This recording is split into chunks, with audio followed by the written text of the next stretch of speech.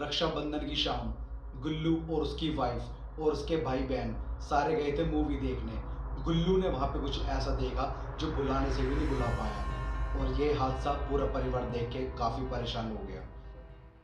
So hello guys, welcome to my channel the horror world.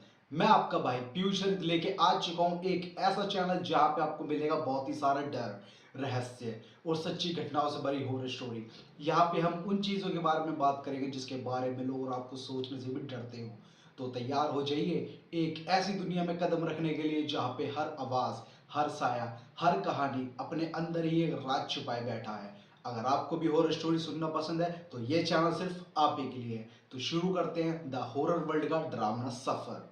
ये बात है 2025 रक्षाबंधन की, जहाँ पे गुल्लू के रिश्तेदार यानी कि मामा मामी मौसा मौसी ये और उनके बच्चे ये सारे ही गुल्लू के घर पे आते हैं रक्षाबंधन का त्यौहार मनाने। और इन सब का डिसाइड होता है कि आज रात हम गुल्लू के घर पे ही रुकेंगे, मतलब कि सारे रिश्तेदार गुल्लू के घर पे ही रुकेंगे। तो ये सारे बच्चे प्लान करते हैं कि आज शाम को, मतलब रात को, हम सारे चलते हैं मूवी देखने। और ये बच्चे छोटे नहीं थे, ये 22 से 23 साल की उम्र के बच्चे थे, सारे लड़के लड़कियां, मतलब कि ये सारे यंग एज के थे। तो इन सब ने प्लान बनाया कि हम सारे चलते हैं मूवी देखने। तो ये जाते हैं मूवी देखने, गुल्लू, गुल्लू की वाइफ और दो तीन भाई, एक दो बहन जाती है सारे मूवी देखने के लिए। जैसे ही जहाँ पे इंजॉय करते हैं, मूवी इंजॉय करते हैं, थोड़ा टाइम बीतता है, इनको लगती है भूख। तो गुल्लू कहते हैं कि पिज्ज़ा मंगवा लेते हैं। तो ये सारे पिज्ज़ा मंगवाते हैं और हॉल में जाके देखते हैं कि 5 से 6 लोग ही बैठे, इन सबके अलावा, बल्कि पूरा हॉल खाली है और मूवी चल रही है। ये सारे बैठ के एंजॉय करते हैं, पिज्ज़ा आता है और ये सारे ही पिज्ज़ा खा रहे होते हैं। और खाते खाते कोई दो जने आगे वाली सीट पे चले गए, दो जने उधर वाली सीट पे चले गए, मतलब कि पूरा हॉल जब खाली था तो इन्होंने सोचा कि इंजॉय करो, कोई बात नहीं, अलग अलग बैठ के मूवी देखते हैं। तो ये सारे लोग आगे पीछे होके बैठ गए थे। गुल्लू ने अपना पिज़्ज़ा ख़त्म करके अपनी साइड वाली चेयर पे उस पिज़्ज़ा के बॉक्स को रख दिया। और जैसे ही गुल्लू पिज़्ज़ा का बॉक्स रखता है, गुल्लू एकदम से नोटिस करता है कि पूरे हॉल की लाइटें हैं ऑफ। बस खाली स्क्रीन की लाइट जल रही है और जल रही है जो सीढ़ियाँ थी उसकी रेड कलर की लाइटें जल रही थी और सीधी लाइट एक उस पिज़्ज़ा के बॉक्स के ऊपर आ रही थी, जो देख के गुल्लू काफ़ी शॉक था और सोच रहा था कि ये लाइट पूरी इसी मेरी इस बगल वाली सीट पे क्यों आ रही है, क्योंकि वो जग और वो वाली लाइट और कहीं भी पूरे हॉल में नहीं थी। गुल्लू ये चीज़ नोटिस करता है, फिर इग्नोर कर देता है। इग्नोर करके अपनी मूवी इंजॉय करता है। जैसे ही एकदम से पिज़्ज़ा का बॉक्स हिलता है तो गुल्लू ये देख के शॉक से हो जाता है कि यार ये बॉक्स पिज़्ज़ा का कैसे हिला। पर फिर दोबारा ये इग्नोर करके मूवी देखना चालू कर देता है। एकदम से गुल्लू को लगता है कि टेबल के नीचे से कोई हाथ आया और एकदम से पिज्ज़ा का बॉक्स हिला। गुल्लू ये देख के उठ जाता है और देखता है कि ये चीज़ क्या थी। पर गुल्लू फिर दोबारा बैठ के मूवी एंजॉय करता है। 2 से 3 मिनट बाद गुल्लू देखता है और गुल्लू ने उस टाइम फोकस कर रखा था पिज्ज़ा के बॉक्स पे, मतलब कि गुल्लू देख तो सामने रहा है पर गुल्लू की आंखें थी पिज्ज़ा के बॉक्स पे।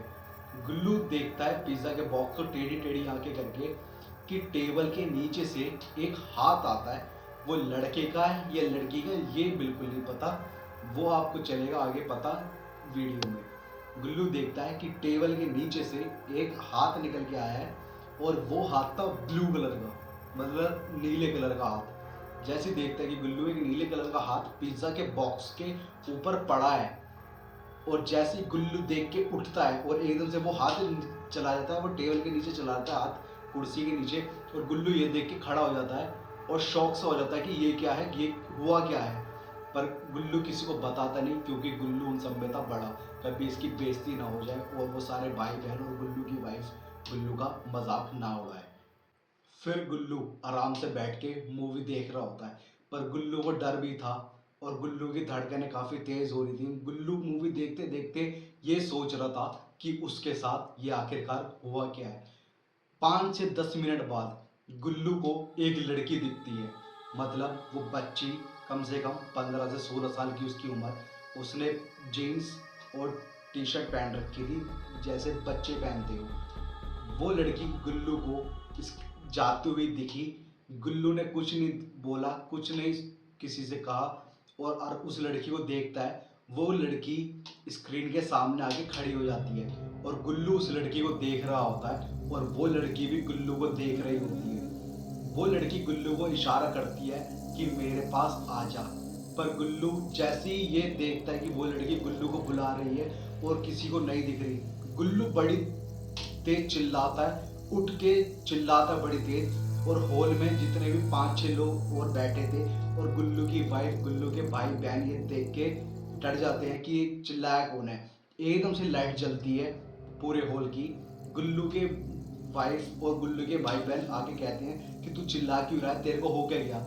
गुल्लू कहता है कि वहां पे एक लड़की खड़ी है, वो मेरे को बुला रही है और अभी अभी उसका हाथ निकला है कुर्सी के नीचे से, उसने पिज्जा के बॉक्स पे हाथ रखा था और वो लड़की पूरी नीले कलर की है।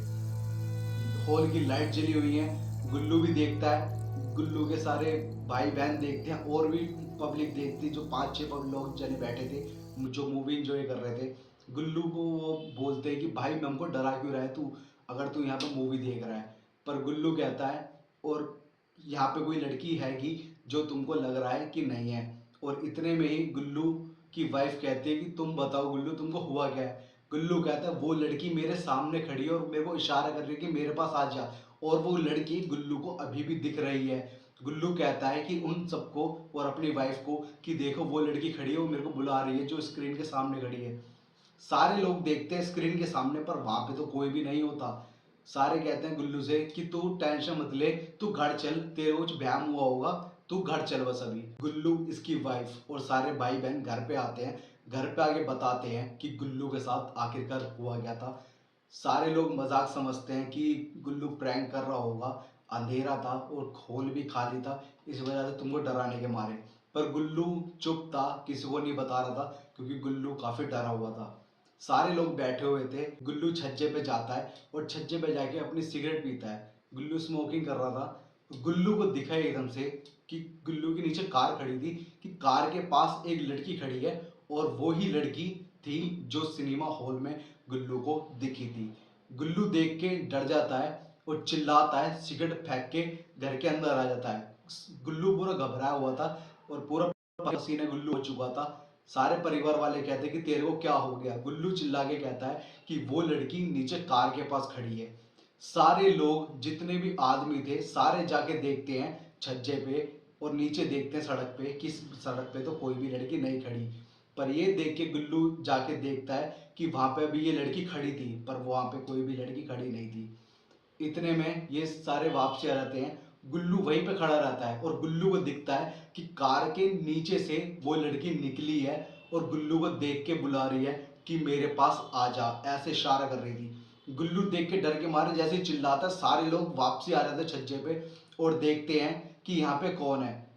जैसे सारे लोग देखते हैं, मतलब कि गुल्लू के पापा, गुल्लू के मौसा और जितने भी लड़के थे भाई और गुल्लू की मम्मी, गुल्लू की वाइफ, ये सारे लोग देख रहे होते हैं छज्जे पे से कि वो लड़की नीचे खड़ी है। उस लड़की ने जीन्स पहन रखी है और टी शर्ट पहन रखी है और लड़की पूरी नीले कलर की हो रखी है। मतलब कि वही लड़की थी जो 15-16 साल की गुल्लू को हॉल में मिली थी। तो गुल्लू के पापा उस लड़की से कहते हैं, क्योंकि वो लड़की सबको दिख रही थी, गुल्लू के पापा लड़की से कहते हैं कि बेटा तू यहाँ पे क्या कर रही है, कौन है तू, यहाँ पे क्या करने आई है। इतने में वो लड़की कार के पीछे जाके दुबक जाती है। मतलब अगर मैं छज्जे पे ऐसे खड़ा हूँ, मेरी कार नीचे खड़ी है, तो कार के पीछे वाली साइड लड़की वहां पे गायब हो चुकी थी। इतने में गुल्लू के मौसा जी आते हैं। मतलब कि आपको नहीं पता, गुल्लू के मौसा जी काफी बड़े भगत हैं और काफी उनका नाम है अपने एरिया में। तो वो आके छज्जे पे देखते हैं कि कौन लड़की है, कहाँ है, मेरे को बताओ। पर वो लड़की गुल्लू के मौसा जी को नहीं दिखती। गुल्लू, ये सारे फिर वापसी आ जाते हैं। गुल्लू के मौसा खड़े रहते हैं और गुल्लू के पापा भी खड़े रहते हैं। और ये बात का एहसास गुल्लू के मौसा को हो चुका था कि यहाँ पे कोई लड़की हैगी या कोई प्रेत, कोई साया हैगा। गुल फिर सारे के सारे लोग छज्जे पे आके खड़े हो जाते हैं और गुल्लू के मौसा गुल्लू से कहते हैं कि तेरे को कौन लड़की दिखी थी, क्या दिखा था तेरे को, कौन से कलर की थी, कैसी थी वो लड़की। गुल्लू ने सारा ही बताया डरे डरे। फिर गुल्लू के मौसा आवाज मारते हैं, कौन है, कौन है तू, क्या कर रही है यहाँ पे, बाहर निकल के आ। पर वो लड़की नहीं आती और गुल्लू के मौसा जैसी अंदर जाते हैं, वो लड़की कार के पीछे से निकल के खड़ी हो जाती है और छज्जे पे ऊपर की साइड देख रही होती है और ये सारे डर जाते हैं। गुल्लू के पापा एकदम से बताते हैं गुल्लू के मौसा को कि वो लड़की अभी नीचे ही खड़ी है। गुल्लू के मौसा, जो मौसा जी हैं, वो आराम से नीचे जाते हैं। जैसे ही घर का गेट खोलते हैं वो लड़की वहां से गायब हो चुकी थी। जैसे ही मौसा जी कार के आसपास देखते हैं, गली में आगे पीछे होके देखते हैं, पर वो लड़की वहां पे नहीं थी। जैसे ही मौसा जी घर के अंदर आते हैं, जैसे कि मेरे को गुल्लू ने बताया कि भाई पीयूष भाई, जैसे ही मौसा जी घर के अंदर आते हैं, वो लड़की फिर कार के पीछे से आती है और खड़ी हो जाती है। और वो खड़ी होके बैठती है घुटने के बल, और वो गुल्लू को बुला रही होती है। इतने में मौसा जी को शायद से एहसास सा हो गया था कि वो चीज वापसी आ गई। एकदम से मौसा जी निकल के आते हैं, बड़ी तेजी से भग के आते हैं, और वो उस चीज लड़की का, वो लड़की थी भूत थी प्रेत था, ये तो हमको सोचने से ही पता चल रहा है कि ये स्टोरी कैसी है। जैसे ही मौसा जी ने झटके से उस लड़की का हाथ पकड़ लिया, क्योंकि मौसा जी तांत्रिक थे, मौसा जी ने अपना कुछ मंत्र पढ़ा होगा, जिस वजह से उस लड़की का उन्होंने हाथ पकड़ लिया था। तो मौसा जी ने बोला उस लड़की से कि तू कौन है। और उस टाइम वहां पे सारे लोग देख रहे थे, गुल्लू, उसके पापा, मामा, मामी, मौसी, मौसा, सारे बच्चे देख रहे थे कि मौसा जी ने उस लड़की का हाथ पकड़ रखा है और मौसा जी उस लड़की से बात कर रहे हैं। मौसा जी ने कुछ मंत्र द्वारा उस लड़की को वहां से भगा दिया, कहीं दूर भेज दिया। जब मौसा जी घर के अंदर आ जाते हैं तो सारे लोग पूछते हैं मौसा जी से कि वो लड़की कौन थी, वो बच्ची कौन थी जो ये घर के बाहर खड़ी थी। तो मौसा जी ने अपने मंत्र द्वारा उस लड़की से पूछा कि तू कौन है, कहाँ से आई है, तेरा नाम क्या है। तो वो लड़की बताती है कि मेरा नाम है पिंकी, मैं बिहार की रहने वाली हूँ, और मैं यहाँ पे दिल्ली आई थी 2017 में अपने बॉयफ्रेंड के साथ। जो पिंकी का बॉयफ्रेंड था यानी कि रवि, उस लड़के का नाम था रवि। रवि पिंकी से प्यार करता था और पिंकी भी रवि से प्यार करती थी। ये बात पिंकी ने मौसा जी को बताई थी कि हम दोनों प्यार करते थे और हम दोनों शादी करना चाहते थे। तो जो रवि था वो जाके लेके आता है, पिंकी के पास जाता है बिहार, और बिहार से पिंकी को लेके आ जाता है दिल्ली शादी करने के लिए, क्योंकि रवि जो था वो दिल्ली में ही कमा रहा था और रह रहा था। तो रवि ने बोला पिंकी से कि तुम मेरे साथ दिल्ली चलो, हम दोनों शादी करेंगे और मेरा घर भी है, हम दोनों राजी खुशी से रहेंगे। और पिंकी की उम्र थी 15 से 16 साल, और वो छोटी सी बच्ची ना समझ उस रवि के पास आ गई, जो उस रवि की उम्र थी 24 से 25 साल। तो वो उसके साथ भग के आ गई। रवि जो था वो पिंकी को नशे करवाता था, नशे करता था, नशे के इंजेक्शन लगाता था, जिससे कि पिंकी को होश न रहे और रवि अपने दोस्तों को पिंकी के साथ बलात्कार करवा सके। ये सारे बात चली कम से कम 1.5 से 2 महीना। पिंकी को पता चल गया था कि रवि मेरे साथ बहुत गलत कर रहा है और अपने दोस्तों के साथ मेरे साथ बहुत ही गलत करा रहा है। रवि और पिंकी की बहुत ही लड़ाई हुई, काफ़ी लड़ाई झगड़ा हुआ, पर रवि ने पिंकी को समझा दिया कि मेरी नौकरी चली गई थी, मेरे को पैसे की ज़रूरत थी, जिस वजह से मैंने तुम्हारे साथ ऐसा करवाया, पर मैं तुमसे माफ़ी चाहता हूँ कि मैं ज़िंदगी में कभी ऐसा नहीं करूँगा, प्लीज़ तुम मुझसे शादी कर लो। तो ये छोटी बच्ची पिंकी मान जाती है, रवि की बातों में आ जाती है और रवि के साथ शादी करने के लिए तय कर देती है। फिर ये अगले दिन मूवी देखने जाते हैं उसी हॉल में जहाँ पे गुल्लू को पिंकी दिखी थी, यानी कि वो नीले कलर की बच्ची पिंकी जो वहाँ पे थी हॉल में। तो ये रवि और पिंकी हॉल में जाके मूवी देख रहे होते हैं, और वो हॉल में काफ़ी भीड़ थी, काफ़ी पब्लिक थी जो मूवी देखने आई थी। 2016-17 की बात है जब कोई पिक्चर हिट हुई थी। उस पिक्चर का नाम मैं नहीं लूँगा क्योंकि लोग समझ जाएंगे, और ना ही मैं एरिया के नाम लूँगा जिससे लोग समझ जाएं, और वो काफ़ी बेकार होगा, मेरे लिए भी खासकर बेकार होगा बताना कि वो काफ़ी जगह फेमस है, काफ़ी पॉपुलर है। तो ये दोनों मूवी देखते हैं, काफ़ी क्राउड था हॉल के अंदर। रवि ने पिंकी की पेप्सी के अंदर जहर मिला दिया था जिससे पिंकी मर जाए और रवि के बला से हट जाए। पर जैसे ही उसने रवि ने पिंकी को जहर पिलाया, और 10 से 15 मिनट में पिंकी वहीं पे बेहोश हो गई। बेहोश की जगह वो सीधी मर ही गई। जब से लेके आज तक पिंकी उस सिनेमा हॉल में भटक रही है, और पिंकी और रवि का आज तक कोई भी पता नहीं चला कि क्या हुआ क्या नहीं हुआ। और जो पिंकी थी उसका अंतिम संस्कार सही से हुआ भी नहीं था, जिसके कारण पिंकी आज तक उस होल में घूम रही है, भटक रही है, और वो आज उस होल से निकली थी, वो भी खासकर गुल्लू की वजह से। गुल्लू काफ़ी सुंदर था, स्मार्ट था, काफ़ी पढ़ा लिखा था और काफ़ी गुड लुकिंग था, जिसके कारण सारी लड़कियां गुल्लू को देखते ही पसंद कर लेती थी। और इसी कारण पिंकी ने भी गुल्लू को पसंद कर लिया था, और गुल्लू का नेचर इतना अच्छा था जिससे कि पिंकी गुल्लू के साथ आ गई, और उस पिंकी को मौसा जी ने कहीं दूर भेज दिया जिससे गुल्लू के पीछे ना हो। अगर आप सभी को ये स्टोरी पसंद आई हो तो इस वीडियो को लाइक कर दीजिए, कमेंट कर दीजिए और ज़्यादा से ज़्यादा शेयर कर दीजिए, और इस चैनल को प्लीज़ सब्सक्राइब कर लीजिए, जिससे कि मैं आपका भाई पीयूष ललित आप सभी के लिए ऐसी ही रियल स्टोरीज लेता आता रहूँगा। तब तक के लिए जय श्री राम।